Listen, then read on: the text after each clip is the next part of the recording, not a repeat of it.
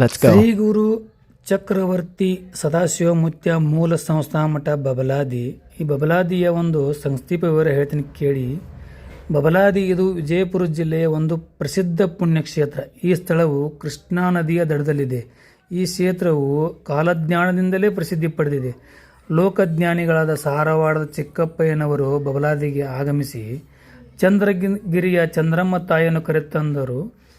ಆನಂತರ ಇಲ್ಲಿ ಮಠವನ್ನು ಸ್ಥಾಪಿಸಿದರು ಮತ್ತು ಈ ಮಠದ ಪರಂಪರೆಯಲ್ಲಿ ಚಿಕ್ಕಪ್ಪಯ್ಯ ಸ್ವಾಮೀಜಿಯ ಬಳಿಕ ಸದಾಶಿವಮೂರ್ತಿ ಸೇರಿದಂತೆ ಇತರ 8 ಜನ ಸಿದ್ಧಿಪುರುಷರು ಬಂದು ನೆಲೆಸಿದರು. ಇವರ ಆಡಿದ ಮಾತು, ಹಾಕಿದ ಶಾಪಗಳು ಎಂದಿಗೂ ಸುಳ್ಳಾಗುತ್ತಿರಲಿಲ್ಲ.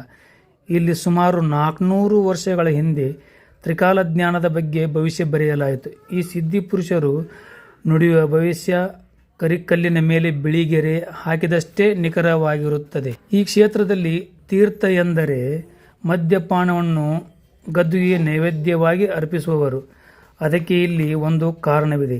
ಇಲ್ಲಿನ ಸಿದ್ಧಿಪುರುಷರು ತಮ್ಮ ಸಿದ್ಧಿಗಾಗಿ ಬಿಂದುವಿನ ಪ್ರಮಾಣದಲ್ಲಿ ಮದ್ಯವನ್ನು ಸೇವಿಸಿ ಸಾಧನೆಗೆ ಕುಳಿತುಕೊಳ್ಳುತ್ತಿದ್ದರು.